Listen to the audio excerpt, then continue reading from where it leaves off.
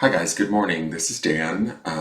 Welcome to the channel Engelgeist. So for those of you that are new, welcome. For those of you that are returning, welcome back. And for those of you that are supporting me over on Patreon with a subscription, thank you so very much. I greatly appreciate it. This is your daily forecast for the week of, for Monday the 31st of August. This is a message for the greater good, for the highest good of the greater collective. Therefore, it is a timeless message. It is available to you whenever you need it. If you're seeing it on a date that's not the 31st of August, that's okay. I would still watch the message and see if there's anything that you can apply to your situation. I do believe that synchronistic events can be led by spirit, our own higher selves, or our guides, and we can find the messages when we need them. So there's that, or at least that's the intention. But for those of you that watch me regularly and are watching these sort of in order as they're being filmed and released, then this is just building upon yesterday's Sunday reading. So we will be taking that into account and adding that to this reading to kind of, give people, viewers, insight into what could be going on, what's out there for us, what we can utilize to make the most of our, experience, our focus, our perspective, that kind of a thing. All right, so hopefully we'll see what we need to know. The reading for Sunday was beautiful for the week, so I'm kind of excited to see what these cards bring. We're now in Virgo season. We have a full moon in Pisces coming up tomorrow. No, tomorrow will be the 31st. So, well, technically tomorrow from when you see this. Which is the 1st. It falls right on September 1st. That's kind of cool. All right. I take these a day early, so I get a little confused. All right. What do I need to know? Okay, High Priestess is here. All right, so I'm going to go back to Sunday's reading really quick. Sunday, which was yesterday, and it will be, I believe, when this video ends, it will be, for those of you who haven't seen yesterday's reading, I would check it out. It will be in the upper left-hand corner of this video.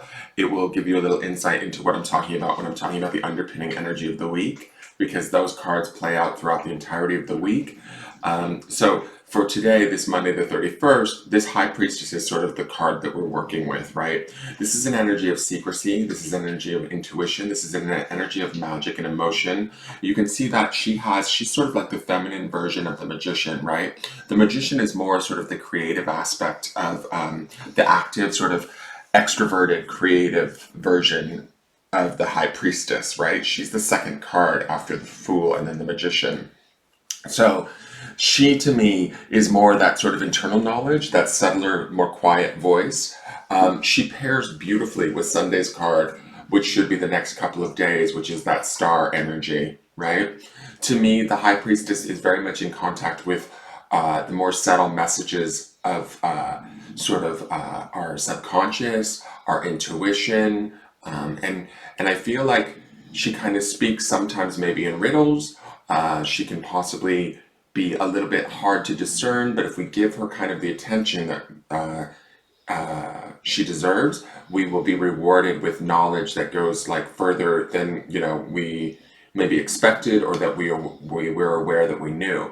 Now, when I look at this and I think about this coupled with the star, to me it speaks to this idea that there could be very psychic stuff coming through right now. The High Priestess, I believe, is also associated with the sign of Pisces. And we have this full moon in Pisces, which to me speaks to that kind of heady, sort of intuitive energy. Her showing up today, prior to this full moon, says to me we might have some kind of insights around things that we maybe don't necessarily have to share outwardly, right? Like put people on blast or call people out or anything like that. She's more, what's the word I want to say? She has her awareness, but she doesn't necessarily wield it as a weapon. She uses it for her own resource. She uses it for her own protection. She uses it for her own sort of, I guess, education in a way. She's not, to me, it's like people seek her out, right? For her awareness, that kind of a thing. So she does, similar to the Magician card, she has access to all of the 4 different elements. We have the Pentacle, the Cup, the Wand, and the Sword. So she's able to kind of tap into all of those attributes of those elements of the deck. She's able to, and I don't want to say manipulate them, because I feel like she doesn't manipulate. She's more, how do I want to say this? She's more keyed in than that, right? Like, and I don't mean manipulate in a bad way. Like sometimes, like for me, and this is sort of off track, but I'll just share it anyways. For me, sometimes I see the Queen of Wands as a manipulator, right? In the way that she sort of works situations to her advantage. It's not neither wrong or anything like that. To me, the High Priestess isn't necessarily do that. She's more in the background, right? She's more kind of quietly paying attention, taking down notes, sort of like mentally acquiring the knowledge that she needs, or bringing that knowledge already up from within her, right?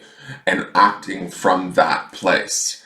There's definitely, coupled with this star, there's definitely this sort of quiet, introspective energy going on that's extremely powerful, guys.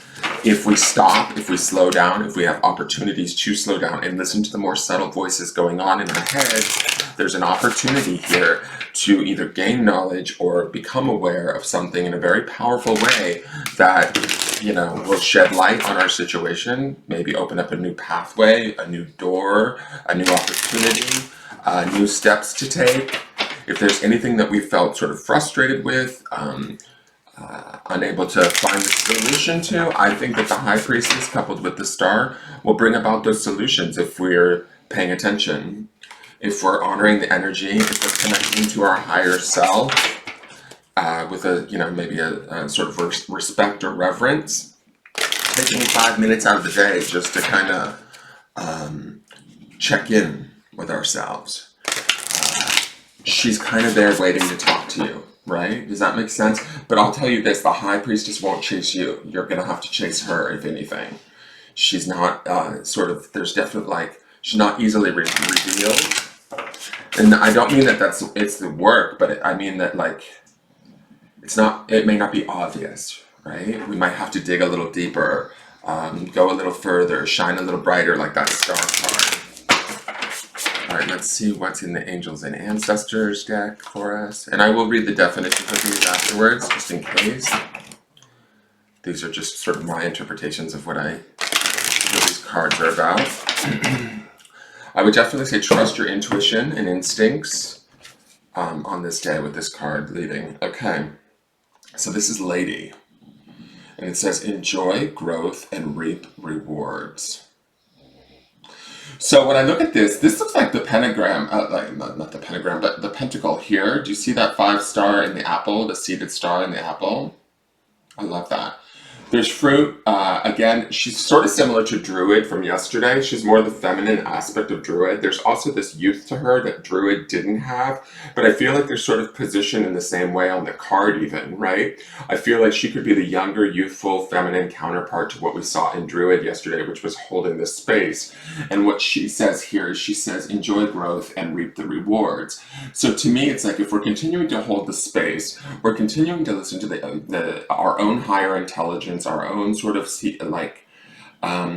intuitive self, right? And we're channeling that energy and shining sort of in our individuality and our authenticity like the star requests, not necessarily forcing anybody to our side, imposing our beliefs on anybody, but just having a very clear sense of what we know to be true, what we need to honor within our own space. That's the Druid energy of holding this space.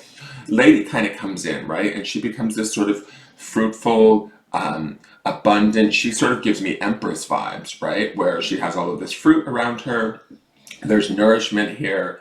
There's opportunities for growth. There's opportunities for connection. There's even opportunities for healing, especially with this green color all around her.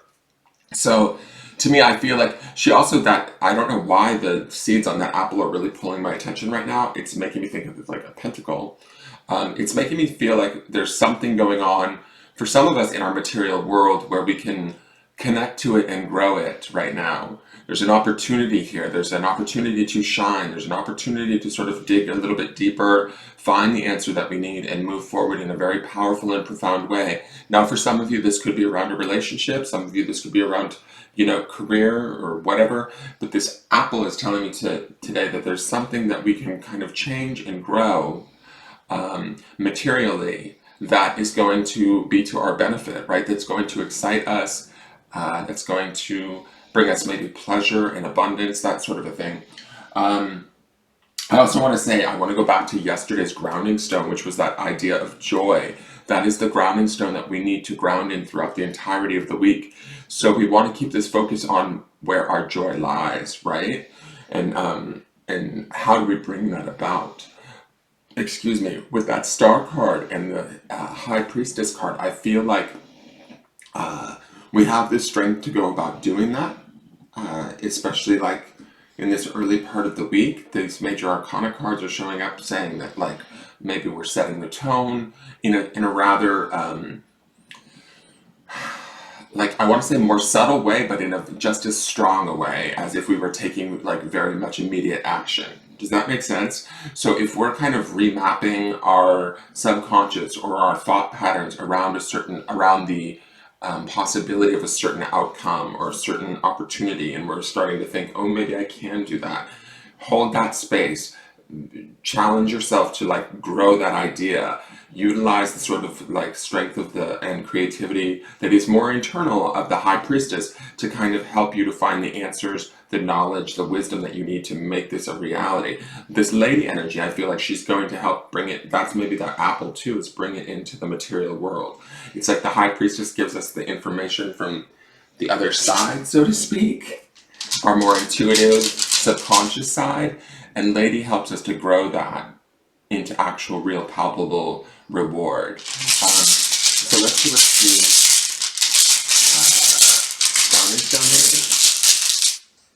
the Okay. So I'm digging these readings this week. So this is the love stone. Love is a very close vibration to that of joy. So I would stay focused on that positive, high vibrational energy.